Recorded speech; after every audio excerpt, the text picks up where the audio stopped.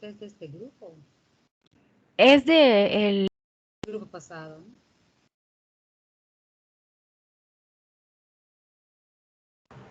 Soy del H, doctora. Buenos días. Soy María Fernanda García. María Fernanda García. Sí, Monforte. Sí. Fíjate que no veo ninguna Monforte. Ok. ¿No pusiste bien tu nombre o qué pasó allá?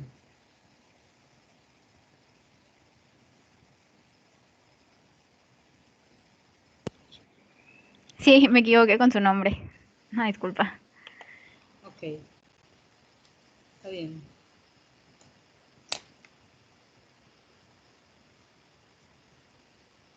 Pues creo que empezamos.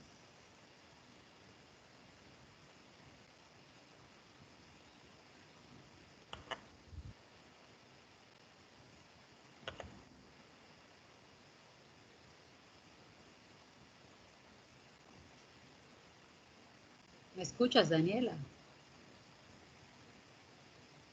Sí, ¿ya se ve en modo presentación? No, todavía. Ok, voy.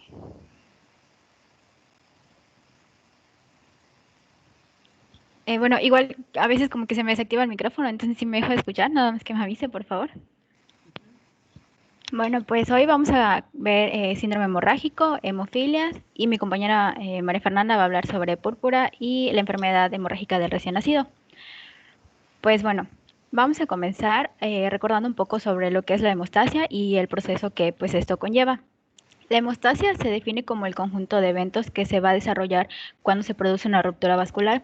Pues sabemos que el objetivo de esto es limitar la pérdida sanguínea y a su vez restaurar la funcionalidad del vaso dañado.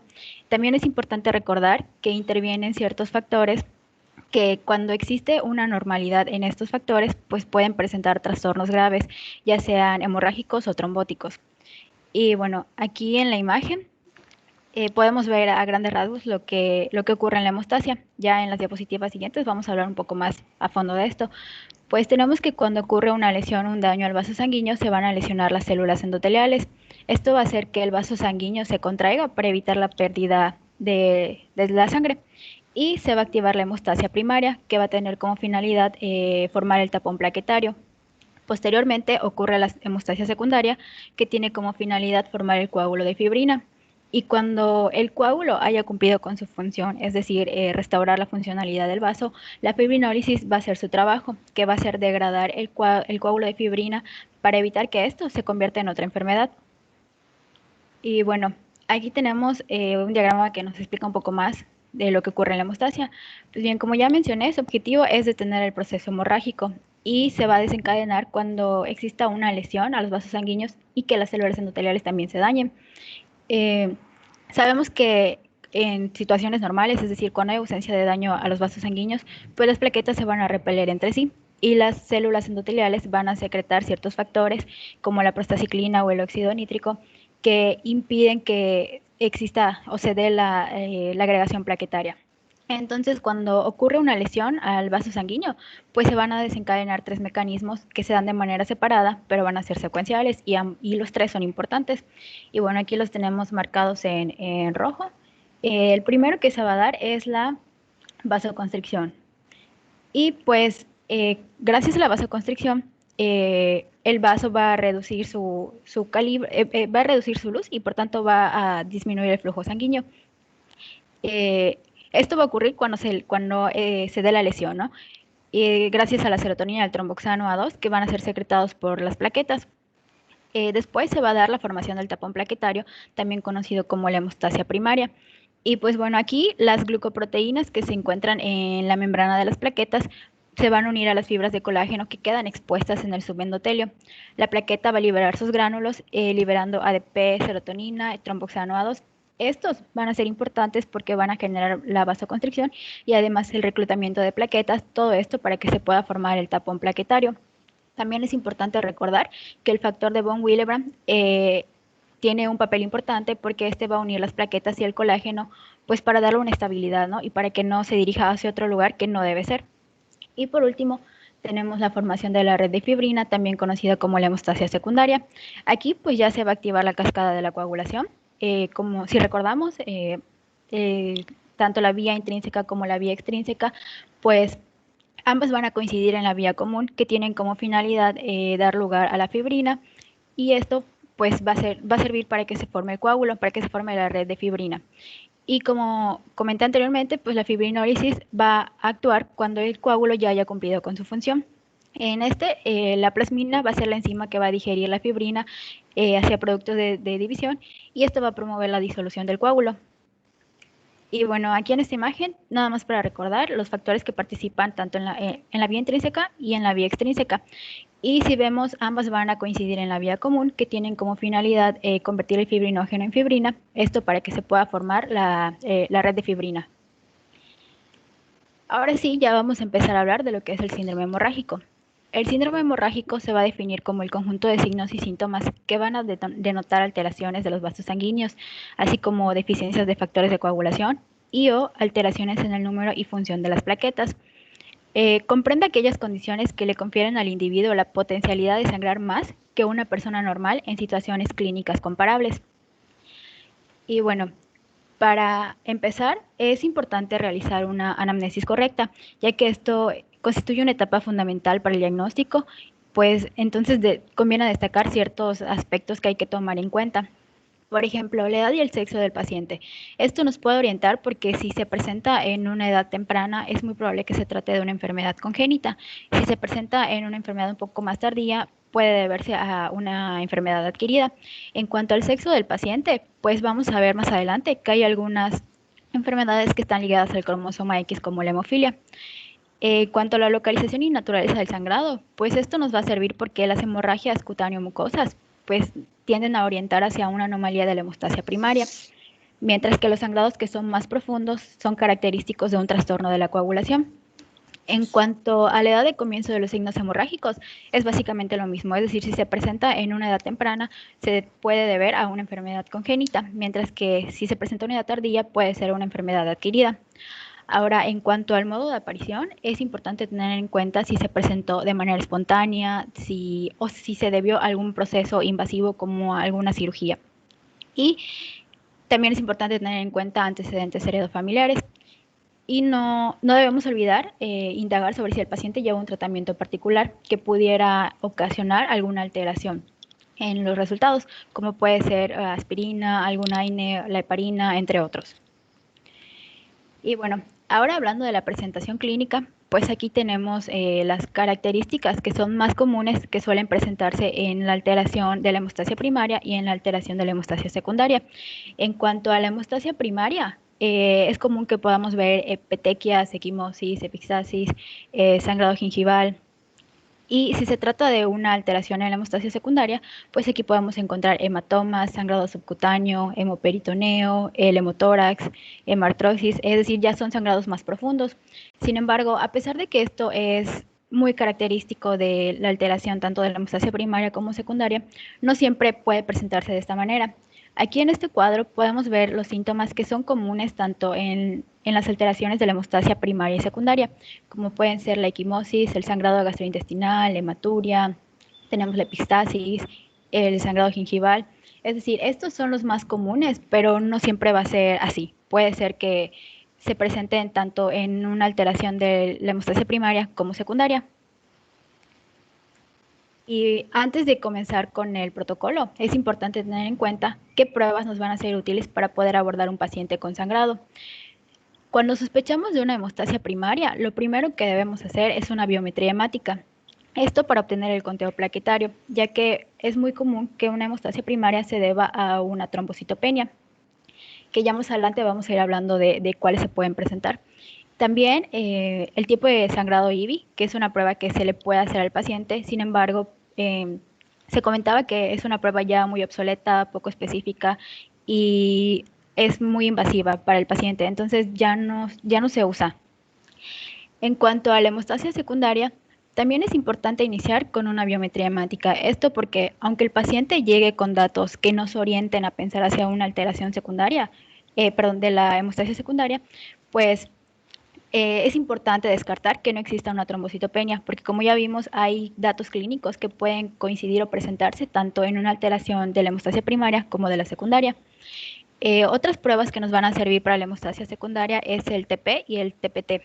El TP nos va a indicar si existe una alteración en la vía extrínseca, específicamente en los factores 2, 7, 9 y 10. En cuanto al TPT, este va a medir la vía intrínseca y nos indica cuáles son los factores que se afectan. Así, hablando ya del protocolo que hay que seguir, pues tenemos que un paciente nos va a llegar con sangrado y tenemos que verificar si este es superficial o profundo. Ahora nos vamos a enfocar en el superficial. Aquí en este apartado hice la corrección que la doctora había comentado a los compañeros de la rotación anterior, que quedaba mejor púrpura en lugar de petequias. Esto es porque pues es general que las púrpuras sí sean palpables. Entonces, si la púrpura es palpable, es probable que se trate de una vasculitis y dependiendo de la ubicación, pues esto nos va a indicar el diagnóstico más probable. Si se presenta en manos, pies o cara, se puede tratar de una enfermedad de Frankenstein. En cuanto si la ubicación es inferior, en mitad inferior, como en los muslos o las piernas, se puede tratar de una púrpura de Henoch-Schönlein y pues dependiendo de las manifestaciones que tenga, ya sean renales o gastrointestinales, va a depender del tratamiento que va a recibir. Ahora, si su ubicación es distal, como por ejemplo en los dedos, se trata de una enfermedad autoinmune y pues este se refiere al reumatólogo. Ahora, si la púrpura no es palpable, es importante realizarle una biometría hemática completa. Esto es para descartar si existe una trombocitopenia. Ahora tenemos que si el paciente no presenta una trombocitopenia, es probable que presente una disfunción plaquetaria. Es decir, los números de el número de plaquetas es adecuado, pero la función de las plaquetas no se está desempeñando de manera correcta. Ya más adelante vamos a hablar un poco igual de esto.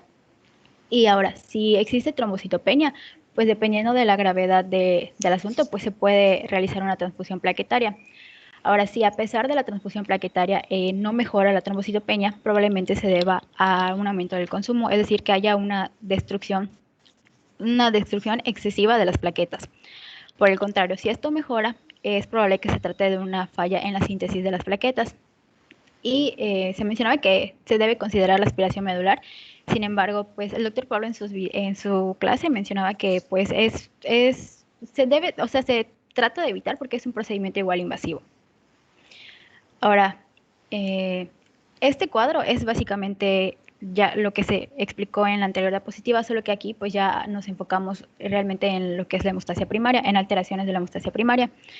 Si el paciente llega con púrpura o hemorragias cutáneo-mucosas, esto nos va a hacer pensar en una alta sospecha de que hay una anormalidad en la hemostasia primaria. Entonces se deben realizar pruebas complementarias como el hemograma completo para obtener el conteo de plaquetas. También se debe evaluar el factor de von Willebrand, tanto su antígeno como actividad, y el antígeno de la función plaquetaria. Todo esto, los resultados de estos nos pueden dar tres posibles opciones: que exista trombocitopenia, ya sea adquirida o congénita, que se deba a la enfermedad de von Willebrand, y si la cifra de plaquetas y la concentración del factor de von Willebrand es normal, se realiza un estudio plaquetario funcional. Y pues dependiendo del resultado, vamos a obtener diferentes diagnósticos. Si el estudio funcional plaquetario es normal, pues esto nos va a orientar hacia una patología vascular, que como ya vimos en el anterior, podría ser alguna vasculitis. Ahora, si el resultado es patológico, se trata de una trombocitopatía. Ahora ya hablando de las trombocitopenias, se considera trombocitopenia cuando el recuento plaquetario es menor a 150.000 por microlitro.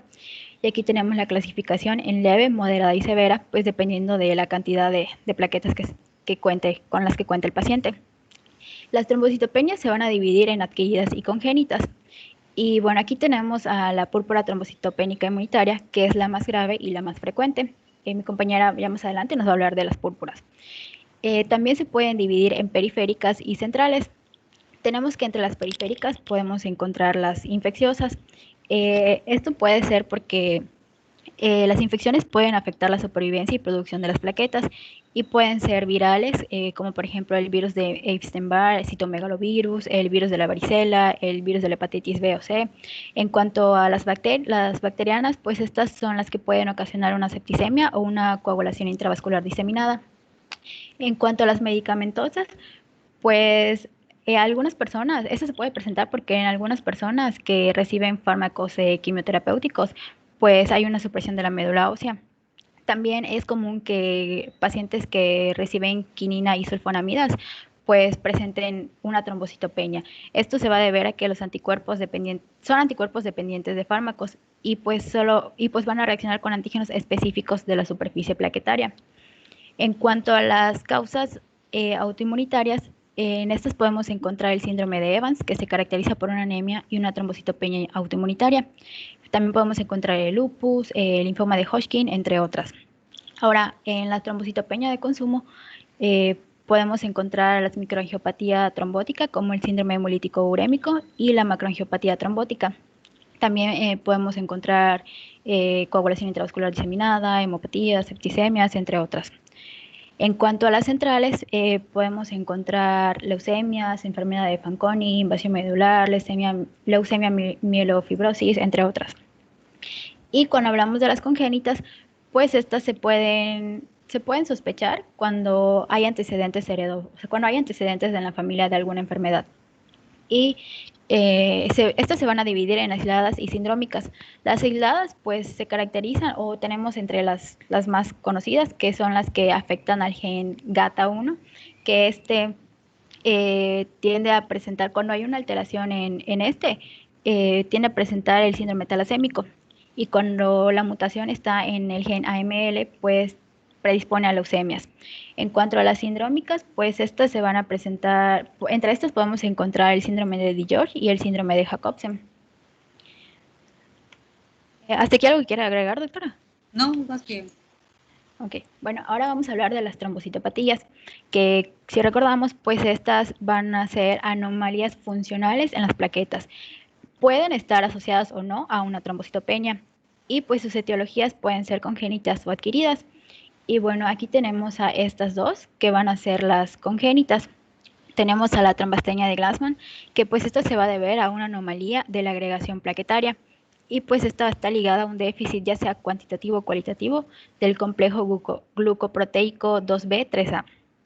Y el Bernard-Soulier se refiere a una anomalía de interacción entre las plaquetas y el endotelio vascular. También tenemos las trombocitopatías conocidas como defectos en la secreción, y entre estas tenemos el síndrome de Paul vacío, que en esta pues va a haber déficit de gránulos densos, por lo tanto también va a haber un déficit en su contenido, que como pueden ser el ADP, que es un activador plaquetario, y la serotonina, pues como sabemos es un vasoconstrictor. En cuanto al síndrome de las plaquetas grises, este es un déficit de gránulos alfa, y pues como va a haber déficit de los gránulos, pues por lo tanto no va a haber liberación de sus contenidos, y pues sus contenidos van a ser importantes para la hemostasia. En cuanto a las trombocitopatías, pues estas son realmente las más conocidas. Ahora vamos a hablar de la enfermedad de von Willebrand, que pues como sabemos se debe a un déficit del factor que recibe el mismo nombre.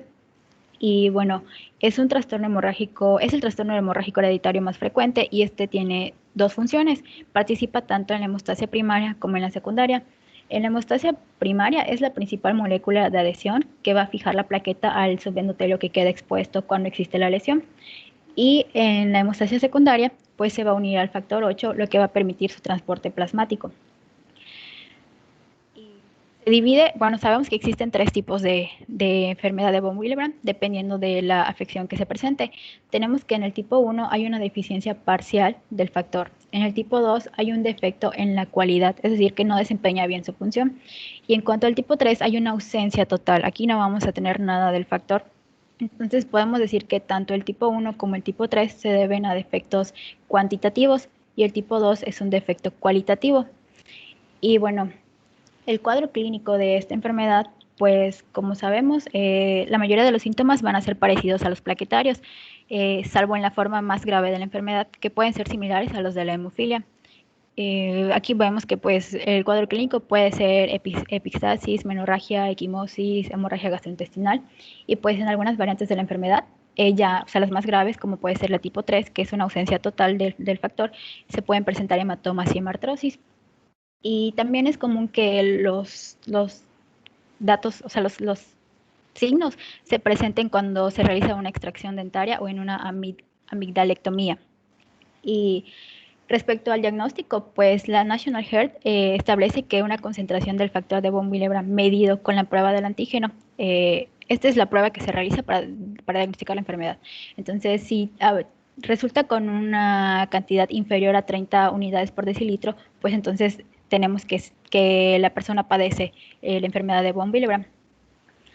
Y bueno, aquí tenemos a las pruebas que se realizan para el diagnóstico. Son pruebas específicas, es la prueba del antígeno del factor y la actividad del factor. Estas dos son las principales porque nos van a medir la cantidad total de la proteína y también nos van a valorar la interacción entre el factor y las plaquetas. Ya estas tres últimas van a ser más específicas para determinar a qué subtipo de enfermedad se trata. Bueno, y aquí en esta tabla tenemos lo que se debería encontrar o esperamos encontrar cuando se realizan las primeras dos pruebas. Y por último, tenemos el tratamiento que va a depender del tipo de enfermedad. Por ejemplo, si se trata de la enfermedad tipo 1 y algunas de tipo 2, se le puede administrar desmopresina. En cuanto a los concentrados de von Willebrand, se pueden dar en la tipo 3, en la tipo 2 y en la tipo 1.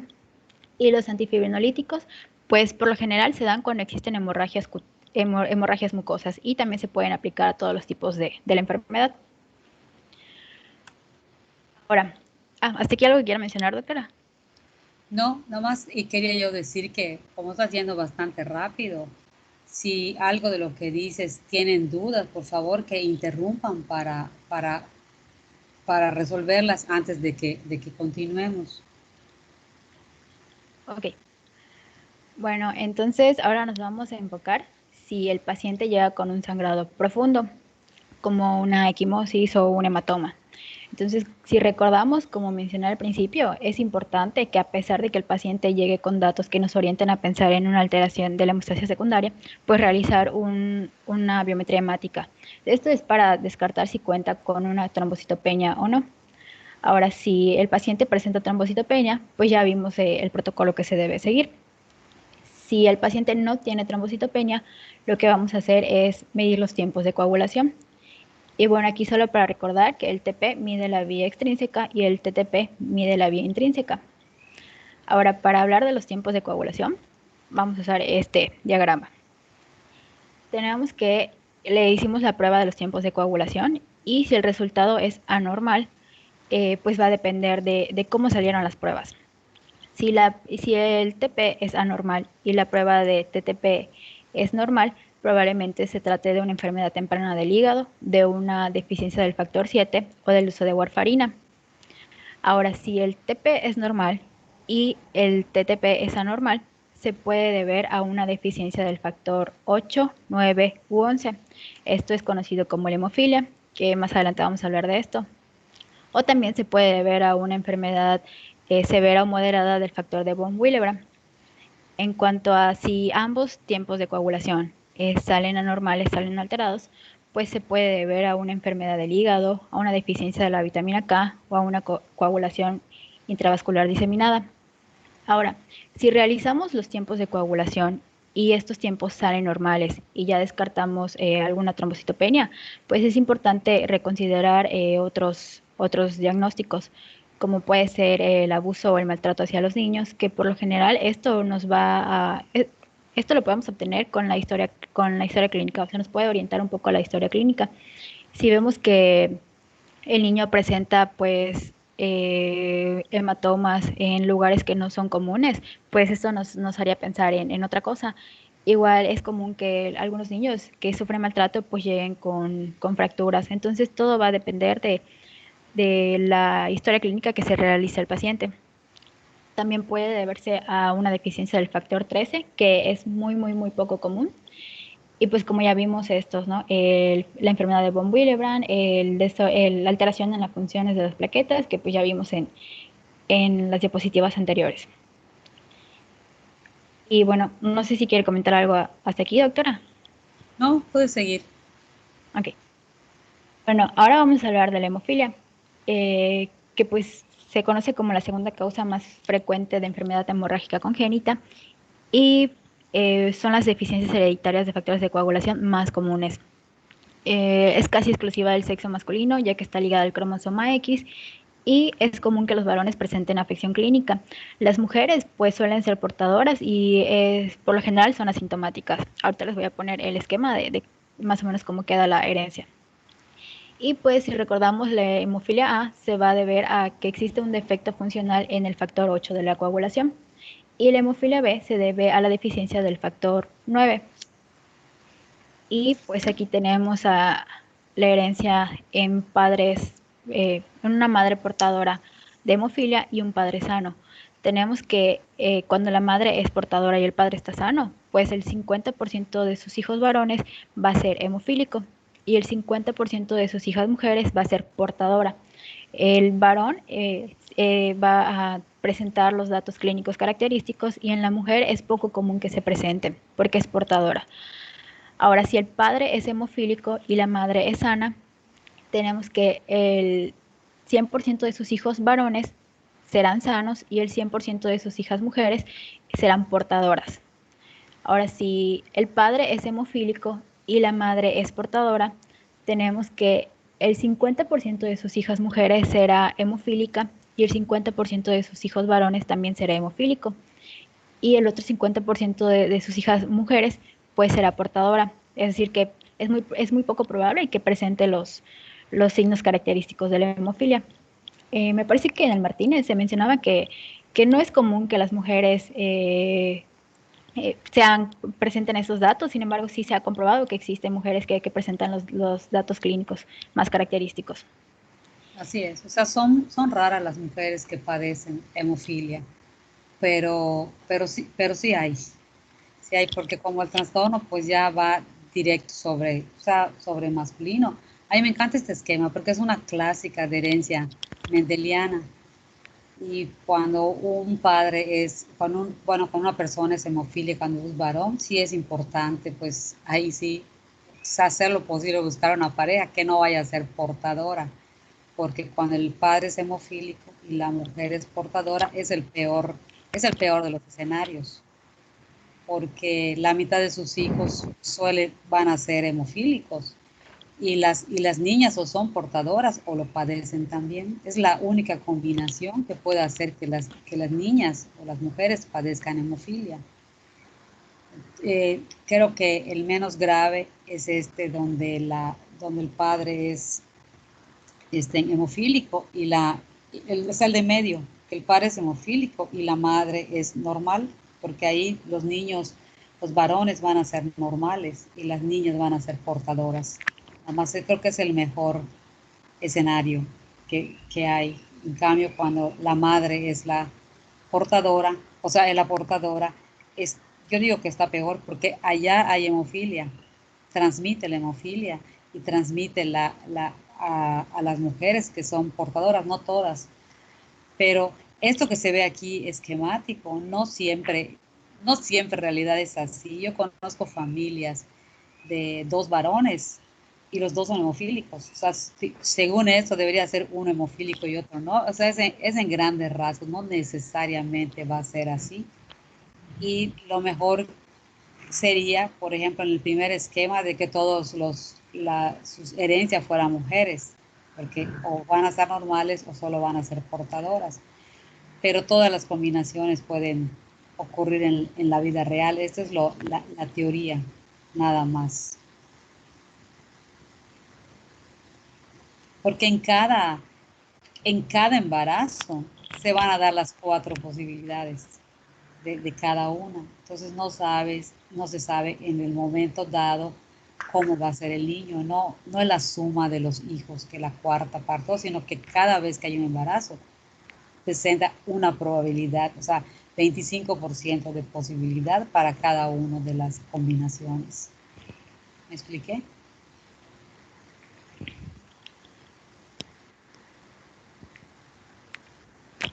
Sí, doctora. Incluso se mencionaba que cuando los padres, pues la madre es portadora y el padre es hemofílico, muchas veces se pueden acudir a consejo genético, pues pues para planear esto de tener hijos. O sea, hay que estudiar porque la madre portadora tendría que estudiarse si realmente es portadora o no, porque si los padres Si ven el primer esquema, la madre es portadora, el padre no lo es, y las hijas pueden ser portadoras o pueden ser normales. Entonces, si tienes antecedente hay que estudiar, porque cuando la hija es portadora no sabe desde el primer esquema si es portadora o es normal, entonces tendría que hacer su estudio para ver si es portadora o no.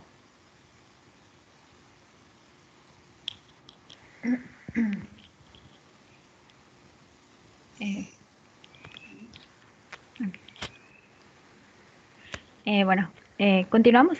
Sí. Okay. Y pues nada más para recordar que la característica de la hemofilia, ya sea A o B, pues van a ser la hemartrosis y el sangrado prolongado espontáneo, o que se presente después de traumas que pueden aparecer ya sea desde los primeros días de vida o hasta años más tarde. Pues la gravedad se va a correlacionar con los niveles de actividad del factor 8 o 9, según sea el caso. Tenemos que las formas graves se van a presentar cuando las concentraciones del factor sean inferiores al 1%. Las formas moderadas comprenden un valor entre el 1 y el 5%, y las formas menores, las formas leves, pues tienen concentraciones del 5 al 40%. Y bueno, para hacer el diagnóstico de la hemofilia se basa en pruebas específicas que miden específicamente el factor, ya sea 8 o 9. Y pues el tratamiento se comentaba que puede ser con la sustitución de los mismos factores, es decir, agregarle los mismos factores al paciente, ya sea el factor 8 o 9, dependiendo del tipo de hemofilia que presente. Y pues eso sería todo por mi parte. Ya mi compañera les hablaría de púrpura y la enfermedad hemorrágica del recién nacido. No sé si quiere agregar algo más, doctora. Pues los hemofílicos están en riesgo están en riesgo del VIH, porque cada vez que tienen alguna hemorragia grave, que amerita hospital y que necesita alguna transfusión, pues aunque tenemos unas pruebas excelentes actualmente para evitar esto, pues no son 100% seguras. Sabemos que hay una ventana en el VIH y se requieren los crioprecipitados, que son los que tienen el factor 8, factor 9. Esos se forman de 4 donantes, porque los críos no vienen de una sola transfusión, un solo paquete globular, sino que se combinan 4 para hacer suficiente volumen, para que tengan suficiente actividad. Entonces eso los pone en riesgo mayor. Un paciente hemofílico que llega sangrando puede necesitar 4 críos, 8 críos, o sea, y cada uno multiplicado por 4, más lo que tenga que requerir de, este, de paquete globular o plasma fresco con factores de coagulación, que ese es otro, porque los factores el plasma fresco congelado a veces no tiene los factores de coagulación, pero los han sacado para formar los crioprecipitados. Entonces, si se quiere, cuando se quiera corregir algo se pone el plasma para corrección de algún sangrado, hay que especificar que sea un plasma completo, que no le hayan quitado los factores de coagulación, porque no va a tener el efecto de lo que esperamos. Sin embargo, a pesar de que el riesgo ha disminuido muchísimo, porque las pruebas para VIH pues antes no estaban tan refinadas como ahora. No solo van de VIH, en los bancos de sangre tienen mucho cuidado en otras enfermedades como son la hepatitis B, C, el citomegalovirus, todo se investiga. Sin embargo, con VIH siempre hay un riesgo. Eso es un riesgo mayor a alguien que no tuviera ningún sangrado. Es por eso la importancia de cuidar al hemofílico, que no tenga hemorragias graves, que ameriten un ingreso hospitalario, que ameriten transfusiones o el paso de los crioprecipitados. Y pues eso hace que pues la educación pues sea un poco difícil, porque tienen que ser niños consentidos. Hay que consentirlos porque y que ellos entiendan su enfermedad para que ellos se puedan cuidar. Definitivamente no deberían jugar fútbol, ningún deporte de contacto, que hagas por usar deportes suaves, que no tengan que disminuya el riesgo de algún traumatismo. hago énfasis en hemofilia porque creo que de las que vamos a ver hoy, de las hemorragias, pues es la más frecuente, la que seguramente verán otras que no son tan frecuentes, pues a lo mejor las estudiamos acá, las aprendemos de teoría, pero no tenemos oportunidad de conocerlas. Seguimos. Oye, Sí, yo nunca he visto un von Willebrand. No me he topado nunca con uno de esos. Hemofilia A, que es la más común. La B también, un poco más rara, pero sí se alcanzan a ver igual. Seguimos. Sí, pasamos ya a las preguntas. Sí. Okay. Bueno, para quien quiera contestar, ¿cuál es la presentación clínica más común del trastorno de la hemostasia primaria?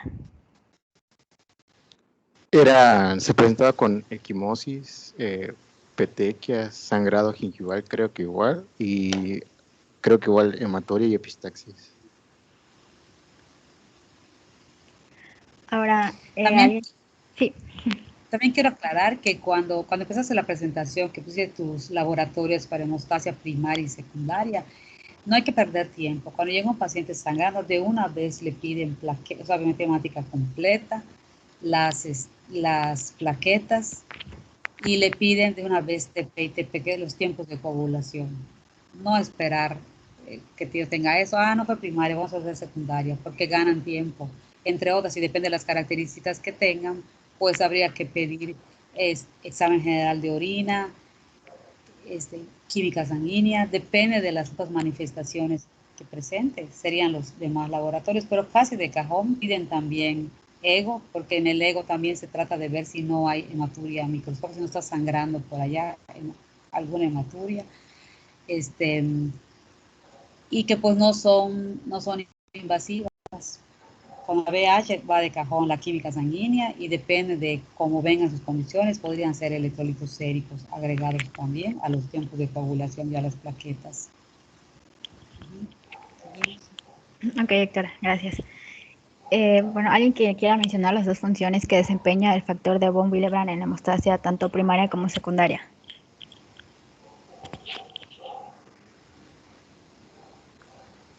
Sirve para la adherencia a la glicoproteína 1B y también sirve para,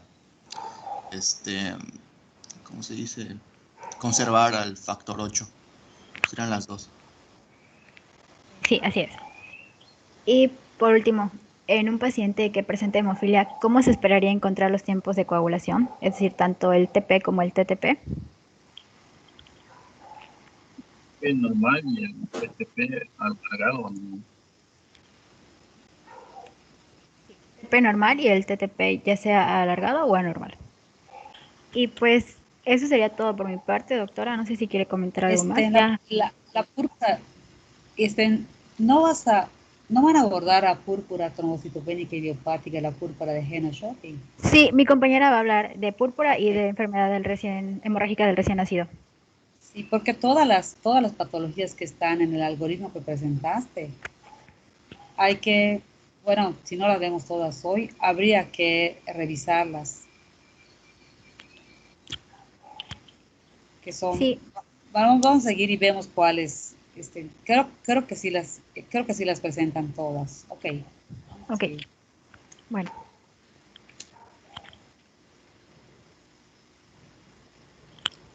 Buenos días, doctora. Yo voy a compartir mi pantalla. Okay.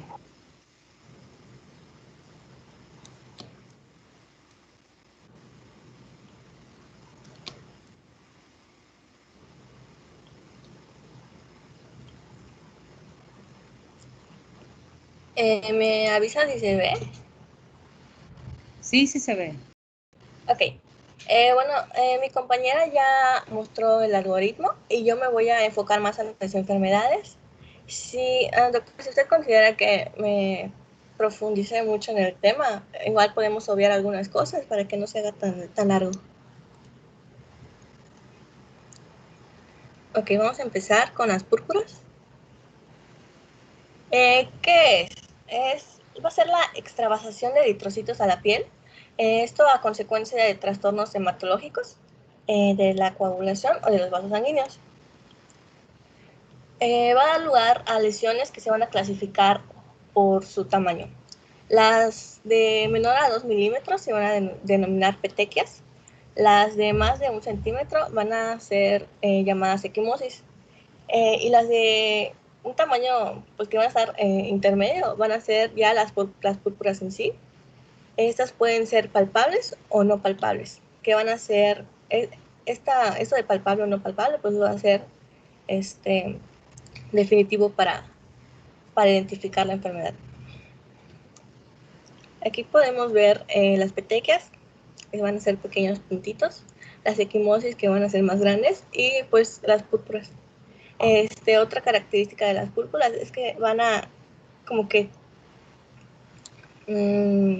unirse, o sea, van a salir las manchas y se van a ir como que uniendo.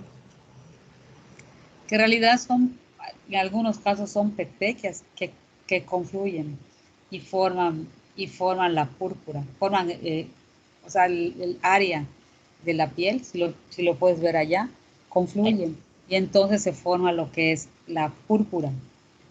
Y a veces coinciden las dos en la misma enfermedad. Está la púrpura y tiene las petequias a un lado también, cuando más extensos, pues están las equimosis.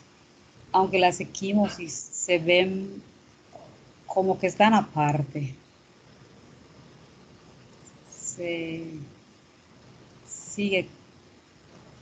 Son un poquito más oscuras de color. Bueno, para el diagnóstico de las púrpuras se va a dividir en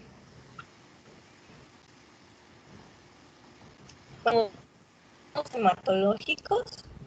Aquí voy a hablar sobre la púrpura trombocitopénica idiopática o autoinmune.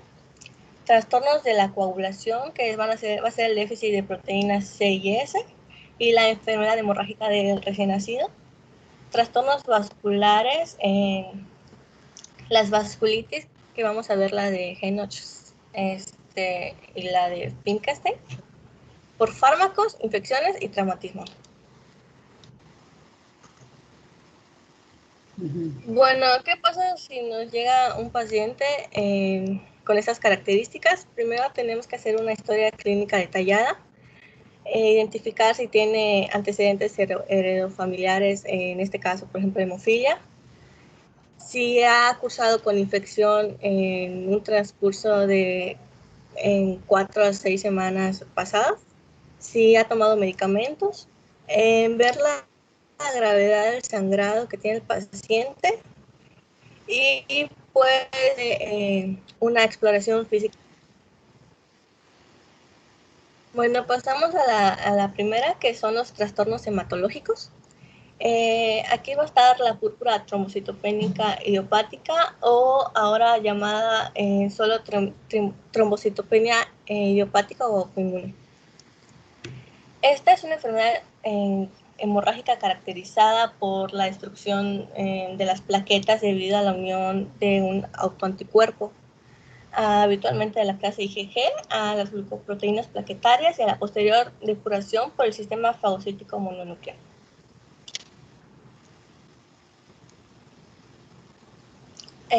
Bueno, la epidemiología: en el 50-65% de los niños con esta enfermedad tienen antecedentes de que cursaron con una enfermedad viral reciente. El pico de edad es de entre el primer y cuarto año.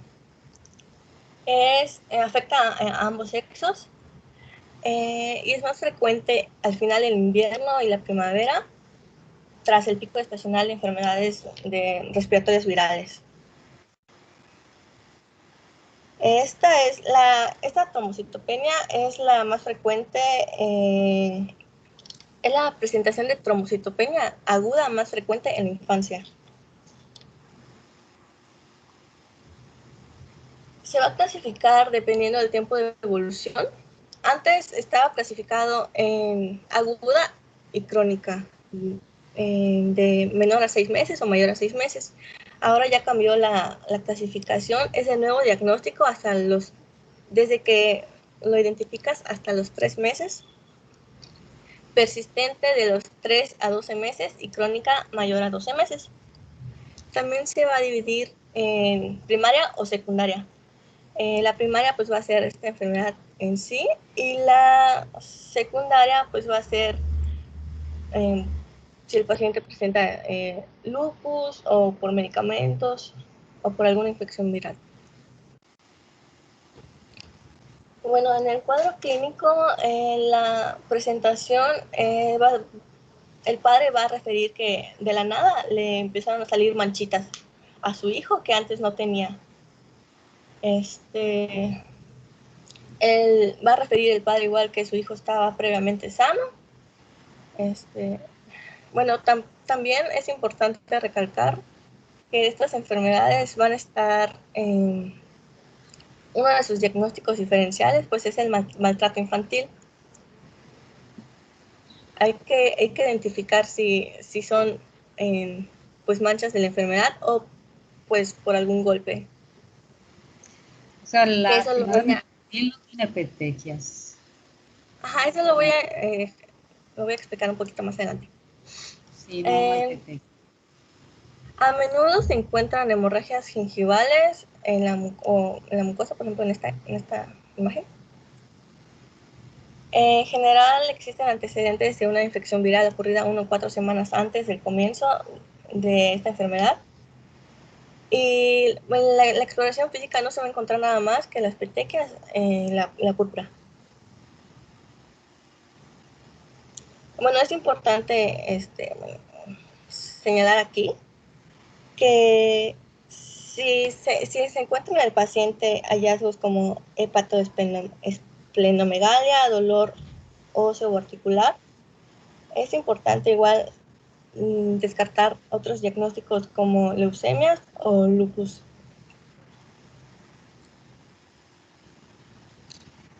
Va a haber una clasificación por el recuento plaquetario. Los pacientes arriba de 50,000 van a estar mayormente asintomáticos. Entre 30 y 50 van a tener petequias y equimosis pues, al mínimo golpe. Con cifras de 10 a 30, los pacientes van a presentar petequias, equimosis, epistaxis, gingivorragias y o metorragias espontáneas.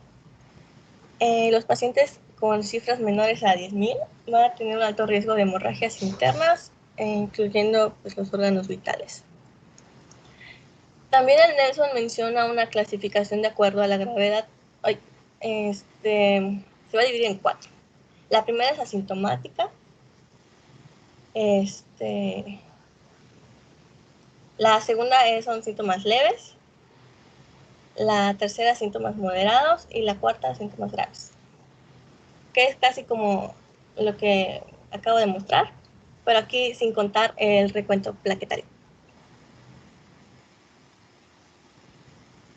Bueno, en las pruebas de la... Si tomas el recuento plaquetario, regrésala. Porque si no, ¿cómo harías la asintomática? No tiene ningún síntoma y tienes un recuento plaquetario bajo, persistente, que sería un hallazgo de laboratorio. Pero no llegas a tener petequias porque no llega a estar por cifras, por lo general, por debajo de 50,000 plaquetas. Entonces, si tienes el diagnóstico se hace con recuento de plaquetas y con el cuadro clínico. O sea, si son asintomáticos, no tiene cuadro clínico, pero sí tiene una plaquetopenia persistente y cuya recuperación simula la de una púrpura trombocitopenia idiopática y por eso existe la clasificación de asintomático. Pero pudiera ser que se tuviera y que nunca se pudiera hacer el diagnóstico, porque no hay síntomas. Sí, así lo mencionaba el libro. ¿Qué mencionaba? Que no necesita las plaquetas. Sí, que está, o sea, que se hizo como que una clasificación nueva más, digamos así, sencilla. Sin tomar en cuenta, pues, el recuento plaquetario. Exactamente, lo que quiere decir es que la gravedad no es independiente del número de plaquetas. Por ejemplo, un paciente puede tener 30,000 plaquetas y tener síntomas leves, y otro con 40 es tener síntomas graves. O sea que no que la gravedad de la púrpura no está dado por el número real de plaquetas, o sea, en sí, o sea, sabemos que sí, pero no así tan exacto el número, sino por las manifestaciones clínicas que tiene, creo que es lo que quiso decir el libro. O sea, aquí, si está en el 4, si tiene episodios hemorrágicos graves que requiere transfusión, hospitalización, da lo mismo si tiene 10,000 a si tiene 40,000 plaquetas. O sea, está grave porque está ingresando y necesita transfusión y son síntomas leves, equimosis, petequias leves, pues aunque tenga 30, pues no está grave porque tiene unos síntomas, puede agravarse, o sea, es de cuidado. Pero yo creo que es eso lo que quiso decir, que esta clasificación está en función de la gravedad y no en función del número real de plaquetas. Bueno, nada más para mencionar, esta clasificación la saqué de la GPC, pero me di cuenta que estaba ya muy obsoleta. Esta es del Nelson. Bueno, en las pruebas de laboratorio en ABH es frecuente pues una trombocitopenia intensa. Con plaquetas van a estar a tamaño normal o aumentado. En caso de que exista epistaxis, menorragia intensa, la concentración de hemoglobina puede disminuir. Si no es así, pues puede estar normal. En las indicaciones para realizar un aspirado de la médula ósea, son un recuento o una fórmula leucocitaria anormal o una anemia sin explicación. Además de los datos sugestivos de insuficiencia medular o neoplasia identificados en los antecedentes clínicos o en la exploración física. O sea, el esparo medular no es de entrada, es después de, si no se recupera como se espera y se evoluciona o se vuelve crónica, entonces son casos especiales que se le pide la médula ósea. Sí, no es algo que se haga de rutina. Así es. En las poblaciones, bueno, digamos así, de riesgo, por ejemplo, los adolescentes ya con vida sexual activa, debe analizarse el VIH o cualquier otra enfermedad de transmisión sexual viral. El análisis de anticuerpos antiplaquetarios rara vez va a resultar útil para esta enfermedad. Si existe alguna anemia inexplicada, pues deberá hacerse una prueba de COMS para descartar un síndrome de Evans, que es la anemia hemolítica y trombocitopenia autoinmunitaria. El síndrome de Evans puede ser idiopático o va a constituir un signo temprano de lupus eritematoso sistémico. Bueno, ya en el tratamiento, el objetivo va a ser revertir o evitar las hemorragias con relevancia clínica. Se va a decir que hubo una buena respuesta al tratamiento cuando el conteo de plaquetas va a ser igual o mayor a 100,000 en al menos medidas dos ocasiones, con 7 días de diferencia cada una.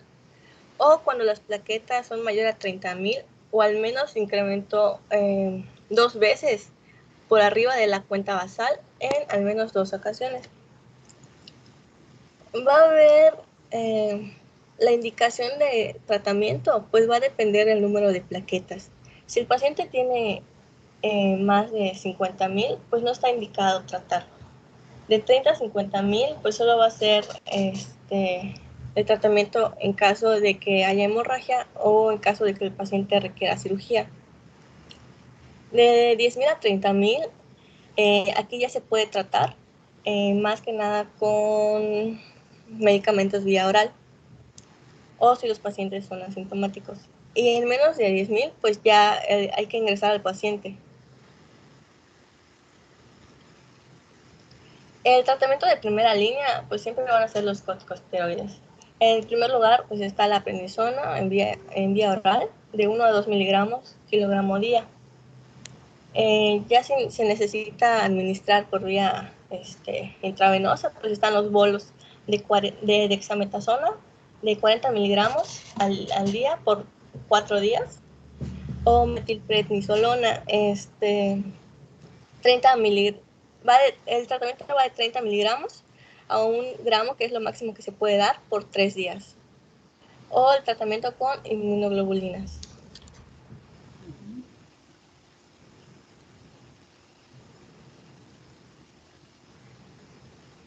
En el segundo apartado son los trastornos de la coagulación.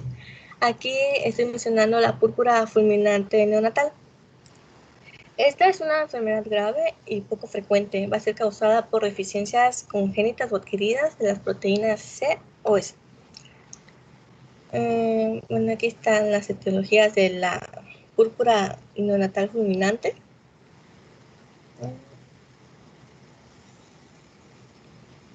Los niños con esta deficiencia, con deficiencia congénita, van a presentar un cuadro de púrpura fulminante con un inicio muy rápido, generalmente dentro de 2 y 12 horas después del nacimiento.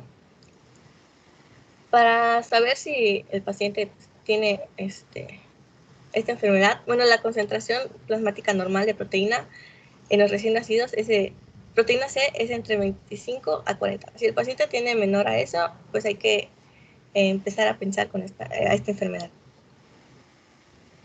Los pacientes van a presentar un aspecto inicial de máculas eritematosas bien delimitadas, que van a evolucionar rápidamente con zonas de necrosis y hemorragia. Las necrosis van a comenzar entre 24 y 48 horas después de la aparición de estas primeras lesiones. Van a estar rodeadas por un borde fino de eritema. La hemorragia en la dermis va a ocasionar la formación de vesículas y bulas de contenido hemorrágico. Aquí tengo las imágenes de un caso. Aquí se presenta el primer signo.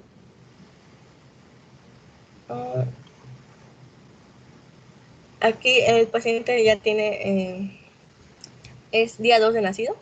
Ya se va a ver el eritema diseminado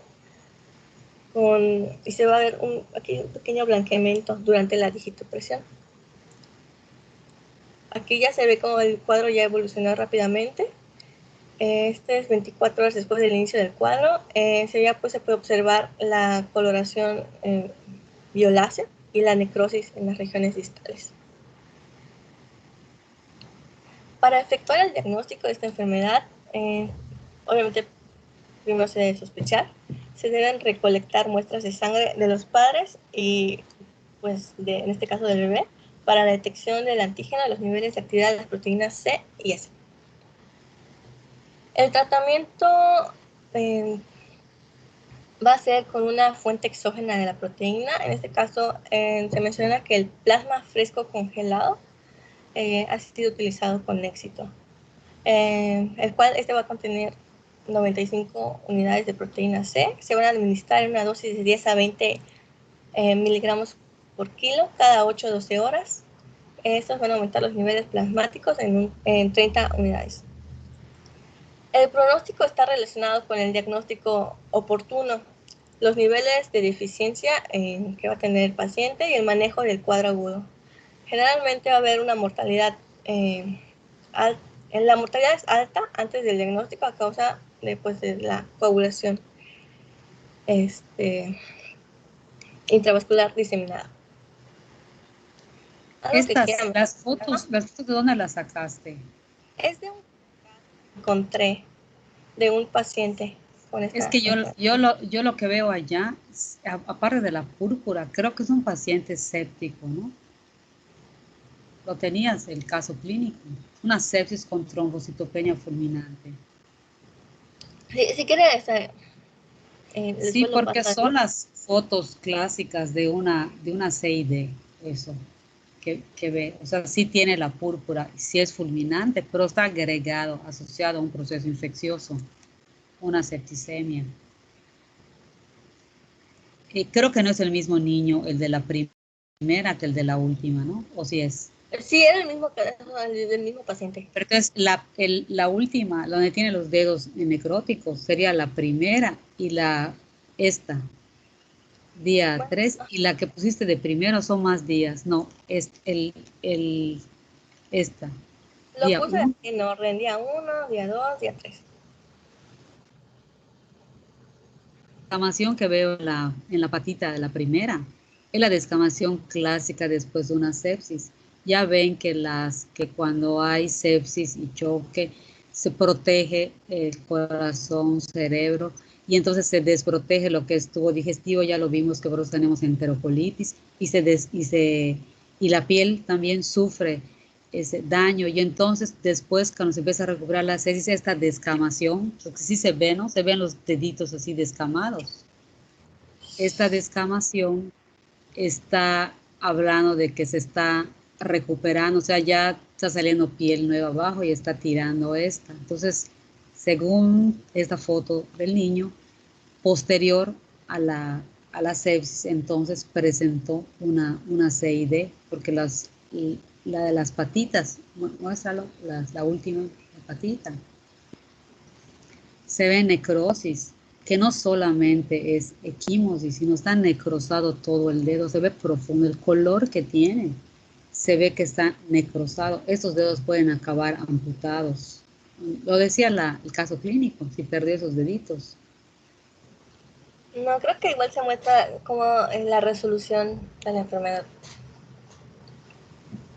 Porque es el día, porque lo que es el día 3 todavía. Entonces se podría hacer, ¿no? Dependiendo de si se pone el tratamiento rápido, porque aquí hay que anticoagular, aunque esté en la trombocitopenia, porque hay estas necrosis, son trombos.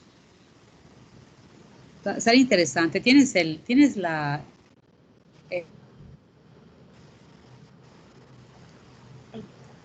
¿de tu caso? Sí lo tengo, pero no lo tengo abierto ahorita. ¿Podría subirlo al Tips para revisar luego? Sí. Ok, muchas gracias.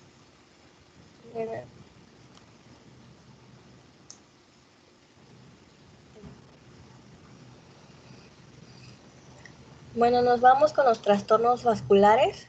Aquí vamos a ver las vasculitis.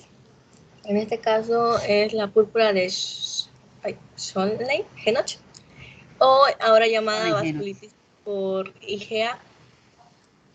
Esta es una vasculitis de pequeños vasos caracterizada por fenómeno de leucocitoclasia y depósito de complejos inmunes de inmunoglobulina A1 en la pared vascular.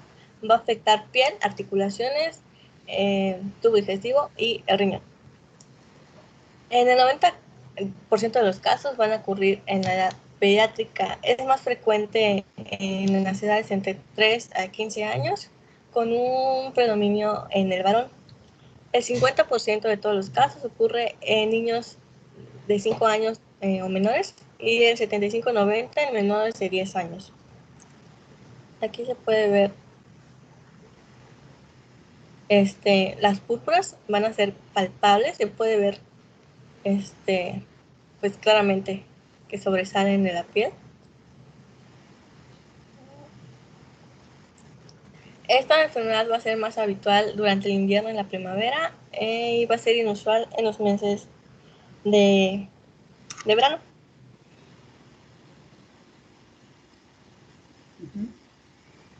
En el cuadro clínico, pues esta es una enfermedad multiorgánica. Va a presentar la tetra,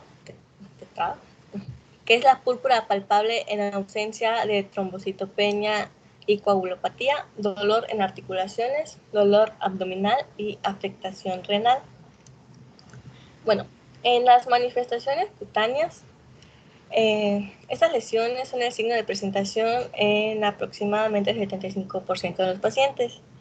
La erupción comienza con petequias y la púrpura palpable. En ocasiones igual pueden aparecer en forma de exantema maculopapular u urticaria. Esta erupción puede ser pruriginosa, pero rara vez va a ser doloroso. Aquí se puede ver. Igual vi que se llamaba estas púrpuras en signo de pantalón, pues obviamente donde están en el área de las piernas. En las manifestaciones articulares, estos van a aparecer entre el 50 y 80% de los niños. Va a consistir en artritis o artralgias que va a afectar a pocas articulaciones, va a predominar a grandes, en este caso extremidades inferiores. También puede afectar a los miembros superiores, en muñecas, codos y dedos.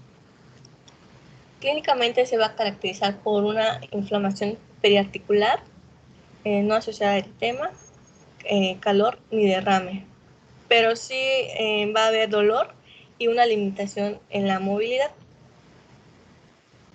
En las manifestaciones gastrointestinales, el síntoma más frecuente es el dolor abdominal. Generalmente el dolor va a ser un cólico leve moderado que se puede acompañar de vómitos. En algunos casos el dolor puede ser muy intenso y limitante. La invaginación es la complicación gastrointestinal más frecuente. Y en las manifestaciones renales, los pacientes, se va a presentar entre un 20 a 55% de los pacientes y son el factor pronóstico a largo plazo más importante de la enfermedad. Se mencionaba que si sale entre la adolescencia o ya más, bueno, ya en la etapa adulta, pues es un factor de mal pronóstico. Los síntomas renales generalmente van a aparecer entre los primeros 2 meses después de la primera manifestación, en este caso la erupción cutánea. La afectación va a consistir en una glomerulonefritis y va a abarcar desde hematuria microscópica, proteinura leve, hasta hematuria macroscópica, hipertensión arterial, síndrome nefrótico y nefrítico y ya, pues ya la insuficiencia renal.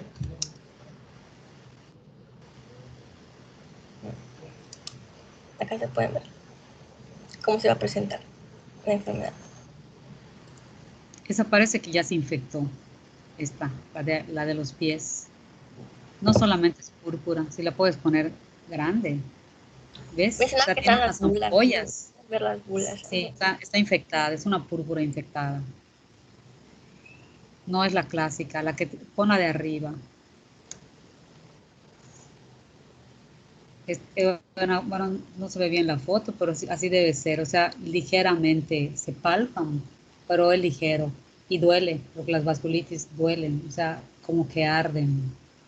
No duele mucho, pero sí suficientemente molesto. Okay. Y la de abajo definitivamente está infectada. Bueno, el diagnóstico va a ser básicamente clínico y se basa en las manifestaciones clínicas cardinales ya antes mencionadas. Los estudios complementarios se encaminan a establecer más que nada un diagnóstico diferencial y a determinar el grado de extensión de la afectación de la enfermedad. Aquí el artículo de la Asociación Española de Pediatría menciona que los criterios los criterios clasificatorios es criterio obligatorio que haya la púrpura y al menos uno de los siguientes criterios: dolor abdominal, la histopatología, artritis o artralgias y la afectación renal. No van a existir estudios laboratorios específicos para el diagnóstico, para este diagnóstico. Todo niño con sospecha debe ser estudiado de forma proactiva, pues para detectar a tiempo si hay un compromiso renal. En el caso de un dolor abdominal intenso, se debe realizar una ecografía abdominal para descartar invaginación intestinal. Es un niño que no se ve grave, pero que no se ve grave, pero podría agravarse y requiere vigilancia. Podría ser hospitalaria, podría ser en casa, pero siempre tiene que tener un seguimiento para evitar las complicaciones futuras. Sí, perdón.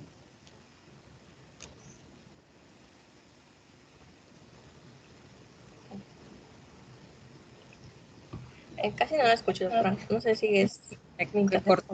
¿Se escuchó lo que dije? Yo no lo escuché. No escuchaste.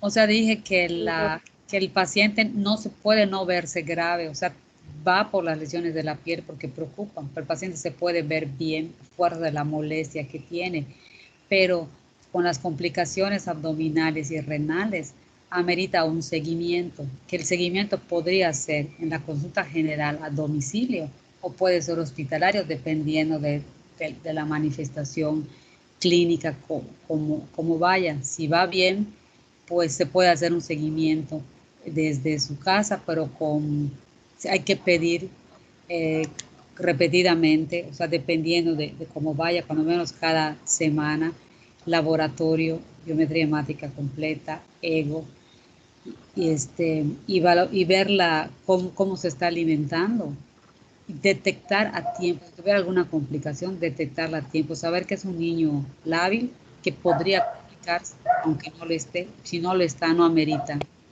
ingreso, pero sí estar bien atentos para el momento de que pueda ameritar, que tenga una atención temprana.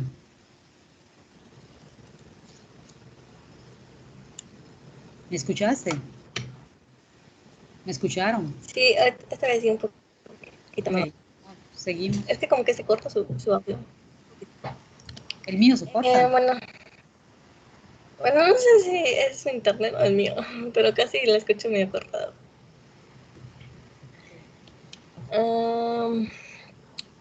Bueno, en diagnósticos diferenciales, pues si los pacientes cursan con púrpuras, está el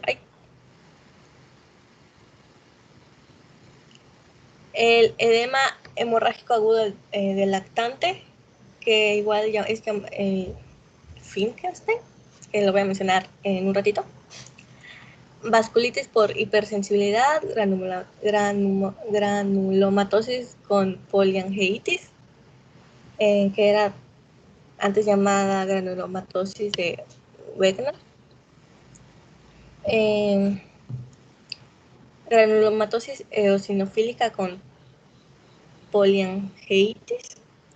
Si los pacientes, bueno, todos estos, si los pacientes tienen artritis o artralgias, hay que igual identificar si no es un lupus o artritis idiopática juvenil, que vimos la clase pasada, fiebre reumática aguda y artritis séptica reactiva, sinovitis transitoria de cadera. Si el paciente tiene dolor abdominal, hay que descartar otras causas de abdomen agudo como apendicitis o invaginación. Si tiene afectación renal, sería nefropatía, IgA o enfermedad antimembrana vasculoglomerular. En donde tienes púrpura, todas son vasculitis. Todas las que tienes allá son vasculitis de otro tipo. Por ejemplo, la de Felkenstein es vasculitis y está igual esa de Stuart, Strauss, también es una vasculitis. Todas las demás son vasculitis. El diagnóstico diferencial con vasculitis.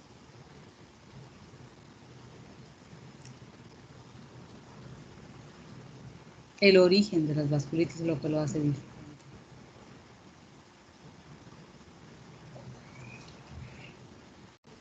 Bueno,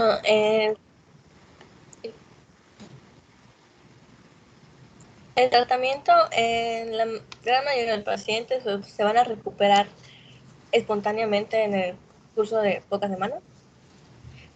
El tratamiento va a ser más que nada sintomático. En este caso se pueden dar AINES, van a estar contraindicados en el caso de hemorragia digestiva activa o córtico, ya sea prednisona, debe ser de 1 a 2 miligramos por kilo al día. En casos graves se puede considerar metilprednisolona de 10 miligramos con un máximo de 1 gramo al día, lo que había mencionado antes. Bueno, ya el tratamiento renal, pues ya es mandar al paciente con un nefrólogo pediatra para que le lleve ya el tratamiento adecuado. Bueno, es una enfermedad que autolimitada se va a resolver de 2 a 6 semanas, aunque 33% de los pacientes van a presentar recurrencias. Y Sí, bueno, aquí puse... en los casos graves donde se considera la metilprednisolona, pues tienen que ingresar. Por eso, o sea, el tratamiento es IV. En cambio, cuando están en casa, pues puede ser con prednisolona o prednisona, que es el tratamiento oral, que generalmente sí se da porque molesta mucho. O sea, la vasculitis sin tratamiento tarda más tiempo en desinflamar y es molesto. O sea, sintomáticamente molesta mucho. Entonces sí se dan los esteroides orales para disminuir más rápidamente la inflamación y mejorar el tiempo de evolución de la vasculitis. ¿Seguimos? Bueno, está el diferencial con la enfermedad de Finkelstein, o ahora llamado edema agudo hemorrágico de la infancia. Esta igual es una vasculitis de leucocitoclástica de pequeños vasos. Va a afectar principalmente a niños menores de 2 años. Es el de manos, pies, cara. Más que nada porque se va a presentar en los declives. Bueno, en la clase del doctor Pablo menciona que es porque están gateando, por eso se presentan estas áreas. ¿Por qué qué? Son los niños que gatean. Ajá. Entonces, como se va a presentar en las áreas de declive, por eso se presentan en manos, pies y cara. Uh-huh. Bueno, característicamente no presentan afectaciones viscerales. Su típica apariencia de las lesiones cutáneas contrasta con el buen estado general de los pacientes. Este igual va a ser de recuperación espontánea de 1 a 3 semanas, sin secuelas permanentes. Aquí puse una comparación de estas dos enfermedades. En esta de Finkelstein, la edad de los pacientes va de los 4 meses a 2 años. En la púrpura de Henoch son más grandes. Aquí dice de 3 a 6, pero pues se menciona que va de los 3 a 15 años. Claro. Los síntomas... Aquí, ajá. Está bien, sigue. Ajá. Los síntomas en la de Finkelstein va a ser un buen estado general a comparación de los pacientes de la púrpura de Henoch, que va las características que ya dije anteriormente: dolor abdominal, artralgias, vómitos. En la clínica de esta primera, bueno, de Finkelstein, las lesiones van a ser lesiones purpúricas en escarapela, en cara, en orejas, bueno, igual pies y manos. En la de Henoch se va a ver más que nada en las extremidades inferiores. En la afectación cutánea, en la de Finkelstein, pues va a ser rara vez, y en la de Henoch es frecuente. El laboratorio va a ser normal en Finkelstein, y en Henoch va a haber una elevación de IgA, proteinuria, hematuria. Bueno, la patología, la Finkelstein va a ser vasculitis leucocitoclástica, depósito perivascular TC1Q. En el Henoch, vasculitis leucocitoclástica con depósitos vasculares de IgA. Y el pronóstico va a ser resolución espontánea de 1 a 3 semanas. Y en el Henoch dice variable, imagino que por la... Para lesiones renales. Pues el paciente va a presentar... sí. Bueno, los criterios diagnósticos de la enfermedad de Finkelstein: pacientes menores de 2 años, lesiones purpúricas o equimóticas en forma de escarapelas, o sea, edema facial, orejas y extremidades, ausencia de compromiso sistémico visceral, como lo que ya había mencionado, recuperación espontánea y buen estado general. Se menciona que muchas veces esta enfermedad de Finkelstein va a ser no va a ser bien diagnosticada, por eso no se mencionan tantos casos, o puede estar confundida por la enfermedad de Henoch. Sin embargo, pues se pueden notar claramente las diferencias, pues las afectaciones que va a presentar la de Henoch, que es renal, gastrointestinal, y en cambio aquí pues no va a haber nada de eso. No va a haber nada de eso, sí. Y a veces están precedidas también de una virosis, la mayoría. Ay, bueno, aquí se pueden ver Bonita cómo se va. Ay. Sí. Bueno, en los fármacos va a haber una gran cantidad de fármacos que pueden causar púrpuras. En este caso puse los que pueden, los que están asociados a trombocitopenia, que son todos estos. Bueno, no voy a enfocarme mucho en esto, solo para que sepan que igual puede ser por fármacos, por infecciones, ya sean bacterias, virus, hongos o parásitos. Se va a ver dependiendo pues del organismo, del tipo de púrpura que puede causar.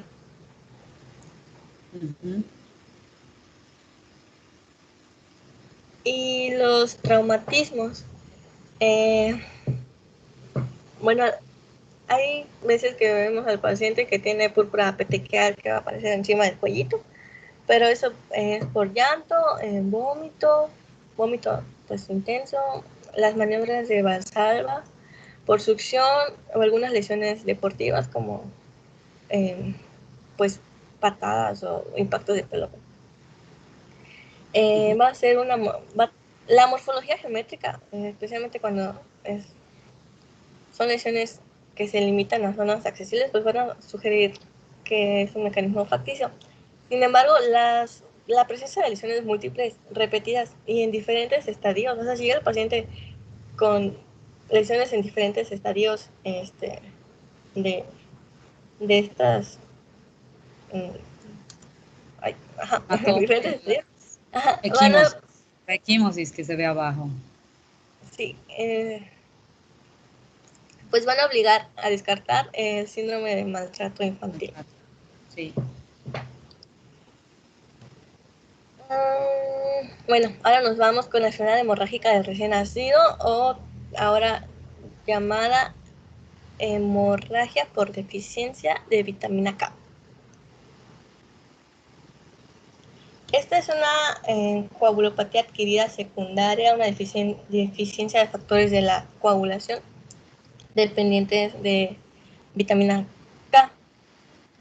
Se manifiesta por hemorragias a diferentes niveles, siendo la de mayor impacto en el sistema nervioso central. Bueno, aquí está un cuadrito de la clasificación dependiendo del tiempo. Van a ser 3: temprana, clásica y tardía. La temprana es en las primeras 24 horas. La localización de las hemorragias va a ser piel, cuero cabelludo, intracraneal e intraabdominal. Los factores van a ser medicamentos en la madre como warfarina, anticonvulsivantes, antifímicos. La clásica va a ir del día 1 a 7. La localización va a ser gastrointestinal, umbilical, piel, mucosas y circuncisión. Los factores va a ser alimentado con leche materna con poca ingesta, y la tardía, que es a partir del día 8, con un pico entre las semanas 3 y 8. La localización de las hemorragias va a ser intracraneal, piel y gastrointestinal. La etiología es idiopática o secundario alimentario con seno materno exclusivo por un largo periodo. O secundario a mala absorción por enfermedad de base como atresia biliar, deficiencia de alfa-1 antitripsina, fibrosis quística. O por diarrea crónica, en este caso también asociada a uso de antibióticos. El factor de riesgo más importante es la lactancia materna exclusiva sin la aplicación de vitamina K al momento de nacimiento. Y se puede prevenir con la administración de vitamina K. Se recomienda aplicar 1 miligramo intramuscular al momento del nacimiento en dosis única. Y bueno, el diagnóstico de esta enfermedad se realiza en menores de 6 meses que presentan hemorragias espontáneas, equimosis, hemorragia intracraneal con tiempos de coagulación prolongado. En la forma tardía, el 50-63% de las hemorragias van a ser intracraneales y se va a manifestar por vómitos. El 44% va a tener la fontanela abombada. El 40% va a presentar palidez. Rechaza el alimento. Lo dije al revés. Bueno, rechaza el alimento 32% y convulsiones en un 40%. Se recomienda sospechar esta enfermedad en todo recién nacido lactante menor de 6 meses que presenten hemorragias a diferentes niveles, que no haya recibido la aplicación de vitamina K al nacimiento. Y bueno, el tratamiento, pues la gravedad de las hemorragias va a ser variable, o sea, tratamiento variable. Si la hemorragia es leve, pues puede ser suficiente solo aplicación parenteral. La dosis es de 1 a 2 miligramos. Si la hemorragia es grave, es necesario aplicar, bueno, se menciona que plasma fresco congelado en dosis de 10 a 15 mililitros por kilogramo. Y ya, si se detecta al neonato, si se detecta a un neonato que haya cursado con esta enfermedad, deberá ser tratado en el primer nivel durante tener una vigilancia de control de niño sano en el primer nivel de atención. Creo que por lo menos durante 1 año. Sí, pero como todos. Y me gustó, ajá. Y me gustó este algoritmo de la GPC, diagnóstico y diagnóstico diferencial, ya que uno de los diferenciales es la hemofilia A y la hemofilia B, que ya mencionó mi compañero. Sí. Y es todo, ya serían las preguntas, lo que sigue.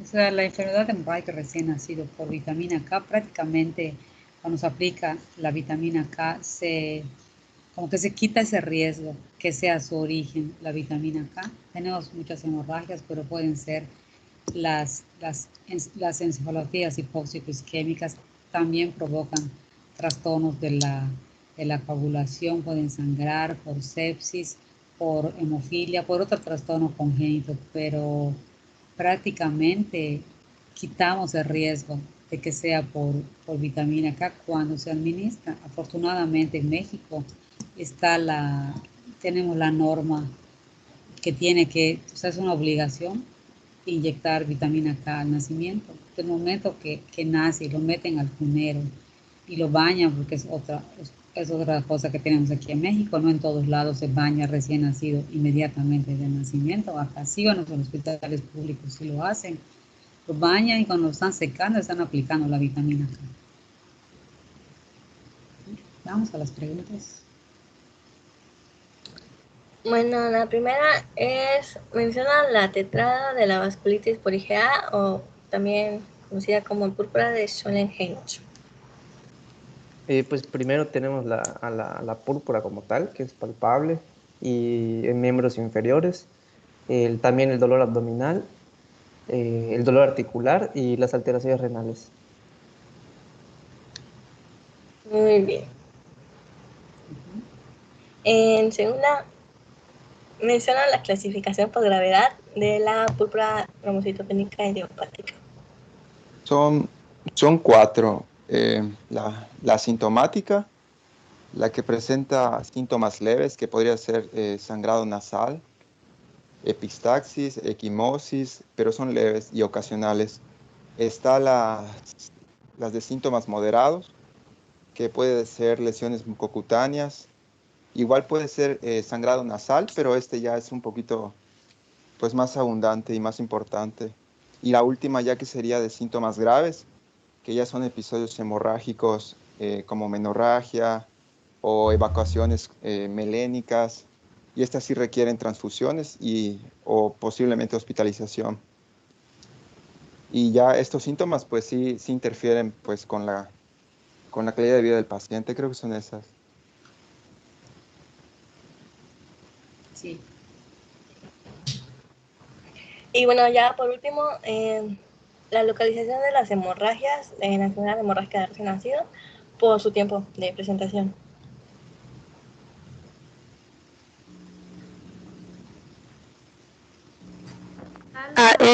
Sí, perdón. Si era la temprana que aparecía en las primeras 24 horas, mayormente se iban a encontrar las hemorragias en lo que es el cuero cabelludo, intracraneales, en la piel y en algunos casos intraabdominal. Cuando era la clásica, que era entre el primer día al séptimo día, más que nada eran gastrointestinales, después de la circuncisión, en piel y mucosas. Y si era la tardía, que era después del octavo día y podía tardar hasta 8 semanas, eran intracraneales en la piel y las gastrointestinales. Sí, correcto. Pues sí es todo, doctora. No sé si quiera mencionar algo más. Pues, no sé, algunas dudas, preguntas.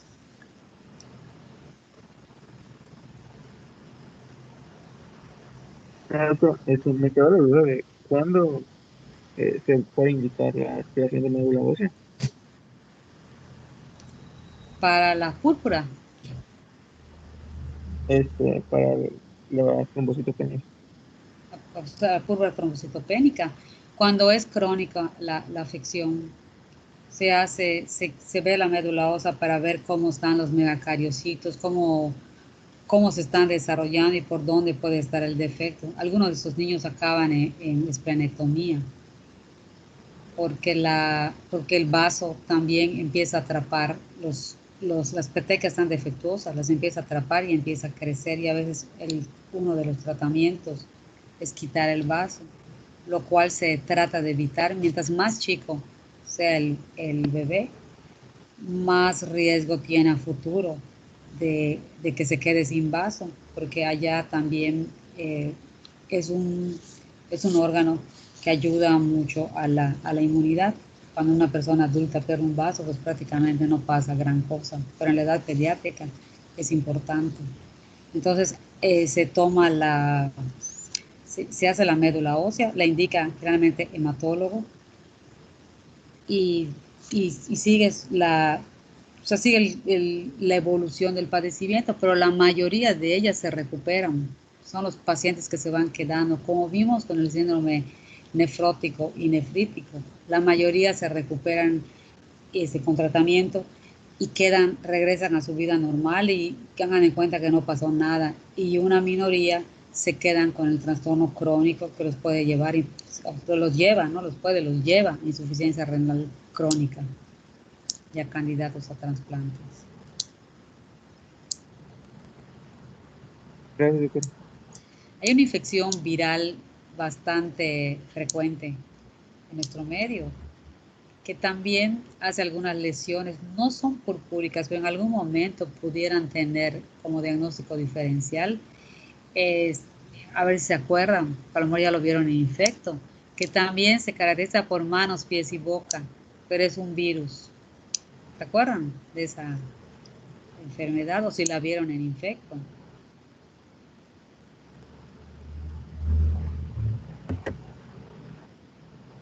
¿Es la de mano, pie, boca, doctora? Ajá, pero que el virus que la Creo que ocasiona. parvovirus o... Bueno, no me acuerdo. Coxsackie.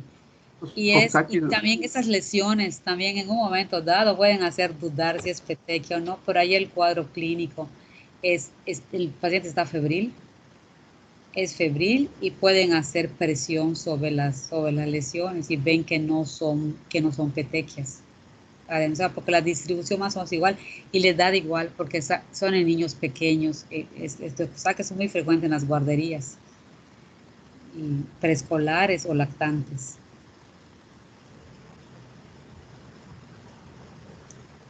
Bien, entonces, si no tiene más dudas, nos vemos mañana. Creo que sigue doctora, nada más. ¿Sí? ¿Cómo puede diferenciar clínicamente era vasculitis GA, el Shenoch, contra el LES? Porque según yo son muy parecidos. Lupus. Ajá. Sí. Lo que pasa es que la vasculitis del lupus no es tan extensa como la del Henoch. La vasculitis del lupus puede ser que la tuviera en un codo, en especies de extensión, pero no son en el codo, la puede tener en la cara también, la puede tener en el miembro inferior, pero no tienen la extensión que tiene el Henoch-Schönlein. Y además, cuando hay vasculitis por lupus eritematoso, generalmente se acompaña de malestar general porque se considera que es un signo de activación del lupus. Entonces hay malestar general y está la vasculitis allá, pero no logra formar un área extensa de púrpura, sino que digamos que son 3, 4 centímetros en el codo. Tiene una y tendrá otra en la rodilla, por así decir, nada más. Son vasculitis. Puede ser vasculitis de otro origen, pero no a la extensión que tiene un Henoch-Schönlein. Ok, muchas gracias, doctora. Doctora, igual quería recapitular algo que había dicho al principio, de que a veces los pacientes pueden no presentar la púrpura en sí, entonces solamente solamente diagnosticarlo por biometría hemática y todos los laboratorios se haría entonces. Bueno, la Henoch-Schönlein no, porque esa no cursa con plaquetopenia. La púrpura idiopática, sí, la que dijimos, la que es asintomática. Pudiera ser un niño tener otra consecuencia, alguna otra patología, y que se tomara un laboratorio y que tuviera una plaquetopenia que no alcanza a ser ningún signo hemorrágico, ninguna petequia, nada, que tuviera el antecedente de una infección previa o de algún fármaco o algo. O sea, igual que sí, igual que no. O sea, cuando es asintomático, no se puede atribuir también cualquier baja de plaquetas, que es una púrpura trombocitopénica idiopática asintomática. Pero generalmente cuando tiene que haber síntomas para que haya una enfermedad, bueno, no en todos los casos, pero sí es muy difícil. Podríamos decir que te ponen allá asintomática como para tener en mente que podría existir, pero que difícilmente se vaya a ver alguna vez en la clínica. Gracias, doctora. Okay. Y el riesgo con las púrpuras cuando son leves, porque hay que tener seguimiento, porque cuando toman un laboratorio, digo de púrpura trombocitopénica, ¿no? Y tienen unas plaquetas, no saben si es el tope, si es el punto final o va a seguir bajando, por eso se requiere la vigilancia. Si se acuerdan de los pacientes que tienen dengue, que tienen plaquetas bajas, antes, cuando no hay época así tan fuerte, por debajo de 90, 80 mil plaquetas, ya los ingresan para vigilancia y les van tomando hasta el punto en que empiezan a ver que ya se empiezan a elevar. Porque con 80 mil plaquetas lo mandas a su casa y sobre todo en los públicos, que no es ahorita vengo y me atienden, sino que a veces tienen que hacer cola. Y ya sabemos que el dengue, la deshidratación puede llevarlos a choque y son choques refractarios al tratamiento. Entonces, cuando hay muchísimo dengue, entonces a veces cortan, no, que ingresen hasta que tenga 60 mil plaquetas, ¿no? O sea, le empiezan a bajar porque no pueden sostener tanto paciente en los hospitales. Pero el riesgo no es eso, el riesgo es si tuviera 60, pero sé que esa es la más baja, pues no hay riesgo. Entonces los ingresan y les hacen vigilancia cada 8, cada 12 horas. Y en el momento que tienen dos laboratorios, que las plaquetas empiezan a subir, entonces ya lo pueden egresar. En las púrpuras la recuperación no es tan rápida como en un dengue, tarda un poquito más, pero mientras las plaquetas estén yendo de bajada, hay que vigilarlos. Y cuando empiecen a subir, verificar con 2 o 3 veces más que ya realmente están de subida para evitar las complicaciones. Como aquí no bajan tan rápido como el dengue ni suben tan rápido como el dengue, pues da tiempo de que tenga una secuencia, si el paciente no está grave, a nivel de consulta general, para vigilar estas plaquetas.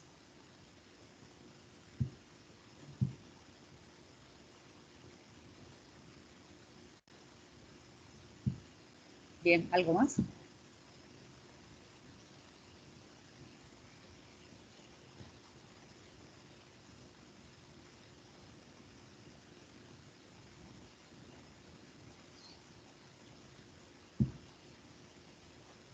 Bueno, pues nos vemos mañana.